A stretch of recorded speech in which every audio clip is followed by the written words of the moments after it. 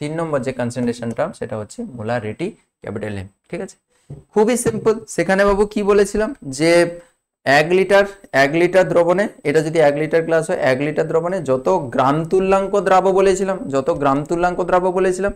এখন বলবো যে 1 লিটার দ্রবণে যত মোল দ্রাব্য এখানে রয়েছে, গ্রাম তুল্যাঙ্ককে আমরা রিপ্লেস করলাম মোল দিয়ে।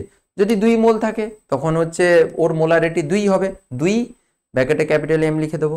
যদি এখানে 1 লিটার দ্রবণে যদি 3 মোল কোনো দ্রাব্য দ্রবীভূত থাকে তখন এর মোলারিটি কি বলবো, 3 মোলার দ্রবণ বলবো, মানে এর মোলারিটি তখন 3 হয়ে যাবে। তাহলে 3 ব্র্যাকেটে হচ্ছে ক্যাপিটাল এম বলে দেবো। বুঝতে পেরেছো?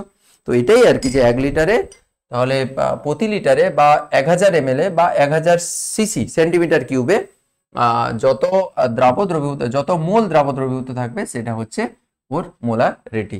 তো 1 লিটার হতে পারে, প্রতি 1 লিটার হতে পারে, না হলে কিন্তু 1000 ml ও হতে পারে, 1000 ml ও হতে পারে, অথবা কি হতে পারে, 1000 সেন্টিমিটার কিউবও হতে পারে, এটাও কিন্তু হতে পারে।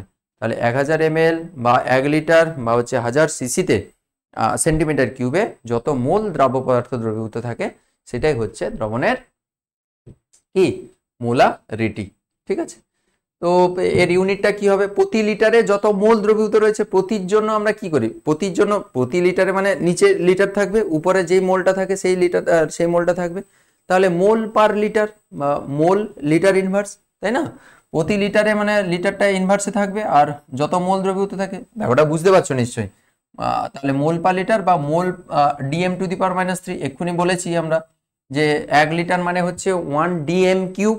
তাহলে এর উপরে মাইনাস চাপছে মানে -1 চাপছে মানে এর উপরে টু দি পাওয়ার -3 হবে, তাই না? তো 1 লিটার সমান 1 ডিএম কিউব, এটা কিন্তু তোমাকে খেয়াল রাখতে হবে। এটা একটু আগেও বলেছি, আবারও বললাম, 1 লিটার সমান 1 ডিএম কিউব। ঠিক আছে, ওখান থেকে আসছে। আচ্ছা, উষ্ণতার উপর নির্ভরশীলতা এ থাকবে না, থাকবে না? অবভিয়াসলি থাকবে স্যার, প্রতি লিটারের গল্প বলেছেন, তাহলে আয়তনের গল্প মানে এখানে কিন্তু উষ্ণতার উপর নির্ভরশীলতা থাকবে। ঠিক, ওকে। এরও সেই রকম, একটু আগে যেরকম আমরা নর্মালিটির ক্ষেত্রে বলেছিলাম যে যদি প্রতি লিটারে 1 গ্রাম তুল্যাঙ্ক যদি দ্রবীভূত থাকে দ্রাব্য পদার্থ, তখন সেটাকে 1 নর্মাল বা নর্মাল দ্রবণ বলেছিলাম। এর ক্ষেত্রে পুরো একই রকম, প্রতি লিটার যদি 1 মোল, সেটা গ্রাম তুল্যাঙ্ক ছিল, 1 মোল যদি দ্রবীভূত থাকে দ্রাব্য, তখন সেটাকে বলা হবে মোলার দ্রবণ। ঠিক, বা ক্যাপিটাল এম বলে দেবো। তাহলে মোলার দ্রবণ মানে মনে রাখবে কিন্তু, মোলার দ্রবণ মানে কিন্তু 1 মোল দ্রবীভূত রয়েছে দ্রাব্য পদার্থ। যদি নর্মাল দ্রবণ বলে তাহলে 1 গ্রাম তুল্যাঙ্ক দ্রাব্য পদার্থ দ্রবীভূত রয়েছে। ঠিক আছে, তো তার মতো সেই একই রকম মোলার দ্রবণ, তারপরে হচ্ছে বাইমোলার দ্রবণ, যদি 2 মোল যদি দ্রবীভূত থাকে, আর গ্রাম তুল্যাঙ্ক বলবো না, বুঝতে পেরেছো?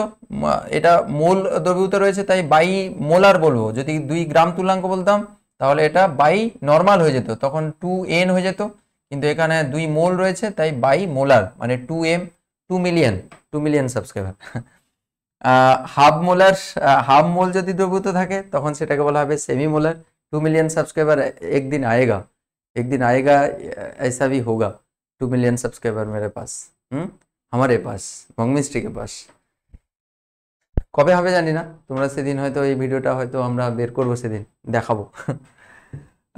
তো যদি হাফ মোল যদি দ্রাব্য দ্রবীভূত থাকে তখন সেটা হচ্ছে সেমি মোলার, সেটাখানে সেমি নর্মাল বলেছিলাম, এটা সেমি মোলার হয়ে গেল। যদি 1/10 মোল যদি দ্রবীভূত থাকে তখন সেটাকে বলবো ডেসিমোলার দ্রবণ বা m/10।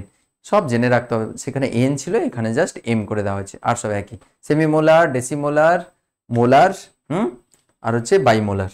ডান, তাহলে আমাদের মোলারিটিটাও হয়ে গেল।